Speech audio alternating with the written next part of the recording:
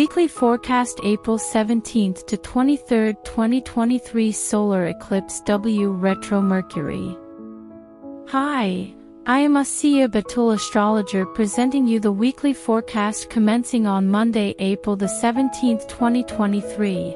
This is a huge week, setting up a major paradigm shift.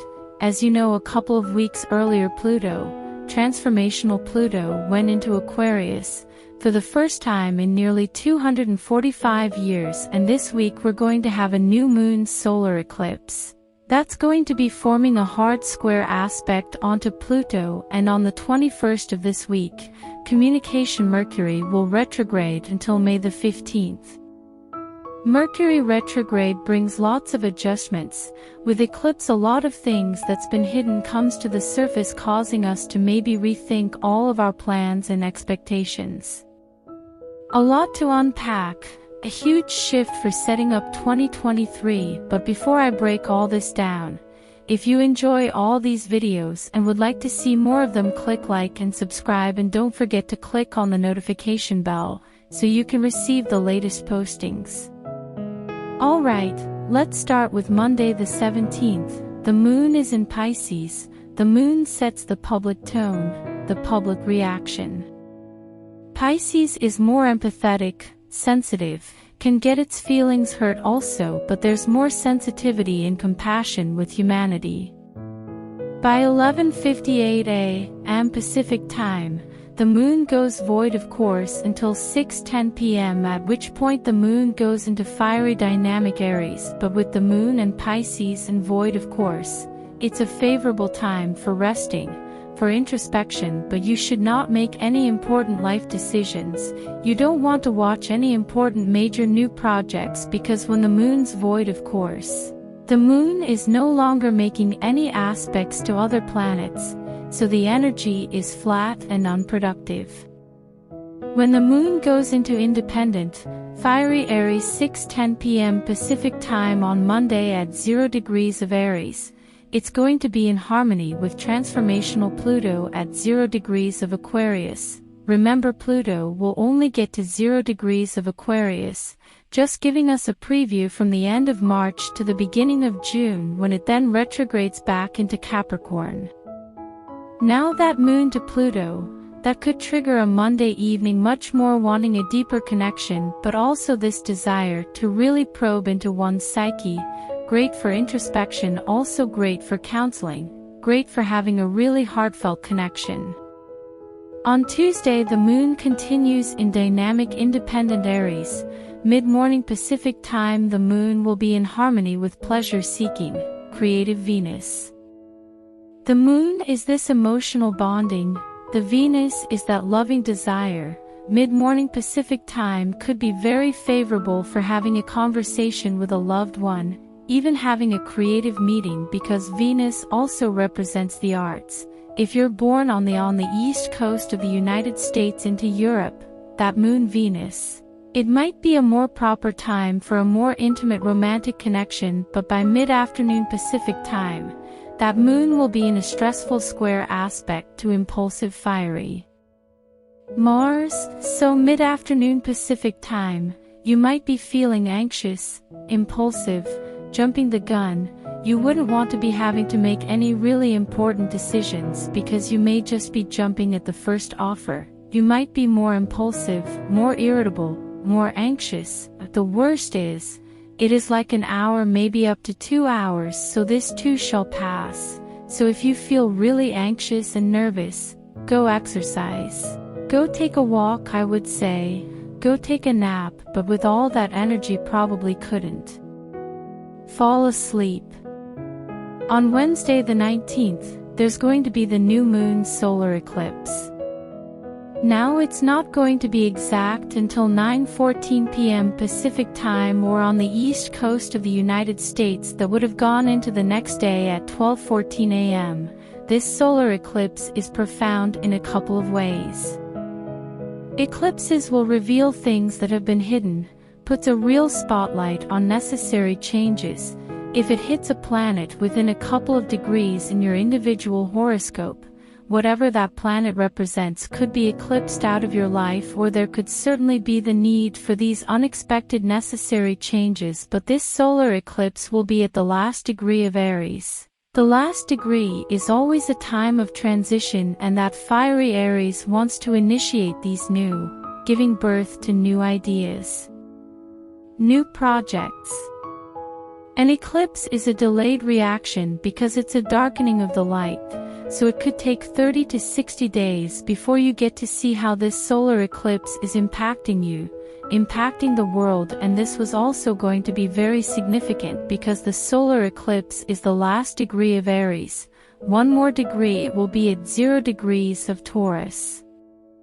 Powerful transformational Pluto is at 0 degrees of Aquarius, so the solar eclipse is forming a real dynamic, pressured square aspect of internal conflict to Pluto.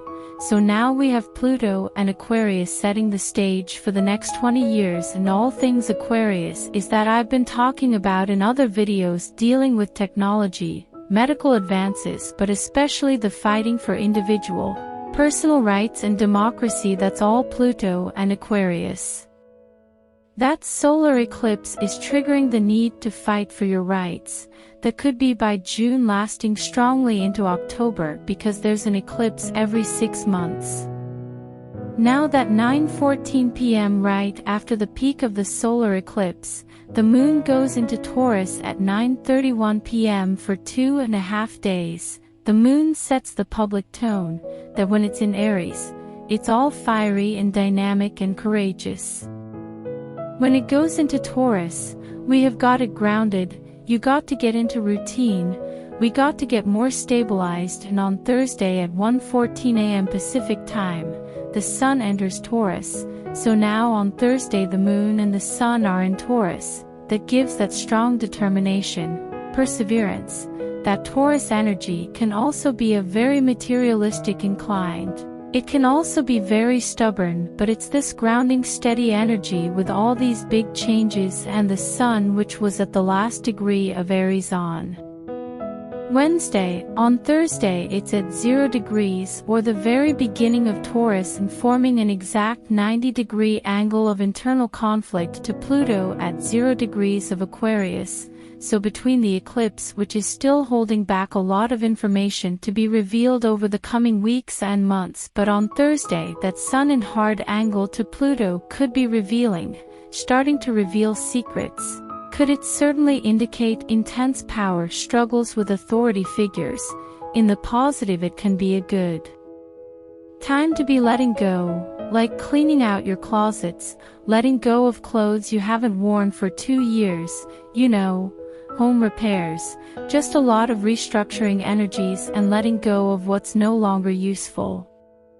On Friday the 21st at 1:26 a.m. Pacific time, communication Mercury goes retrograde until May the 14th. When Mercury's in retrograde, you've heard the mantra, don't make commitments, sign contracts, make promises, because you could be changing your mind and you want to be locked into, at least legally, into a commitment, and then the conditions change. With Mercury retrograde, the unexpected can really hurt communications, mistakes, misunderstandings. The good news here is, the sun and the moon are in Taurus. Mercury will be retrograding in the sign of Taurus till May the 14th. Actually, Mercury will remain in Taurus till June the 11th. Why all this is favorable energy? As far as I'm concerned, Taurus is trying to find some grounding and anchor. Once it's slow and steady and solid, but the retrograde is compelling many to reassess, rethink, revise. And the solar eclipse in hard angle to Pluto, there's an undercurrent of major life changes for the world, for you. Now Saturday the 22nd, the moon is now in Gemini, where Taurus is slow and steady. The Gemini is more restless, more witty, going into the weekend, Saturday evening, even afternoon. That moon in Gemini is good for talking, for connecting, for networking, brainstorming ideas. By noon until about 1 p.m. Pacific time, the moon in flexible witty Gemini is going to be blocked by restricted Sirius Saturn. That could be a time of feeling emotionally frustrated, disconnected, depressed, but it only lasts an hour or two, so around noon to 1 p.m., you certainly wouldn't want to be having an important personal or even a professional meeting because you would be feeling stuck and frustrated and you wouldn't be accomplishing much, but it only lasts an hour or two. On Sunday the 23rd, the moon in communication Gemini is going to cross over creative loving Venus.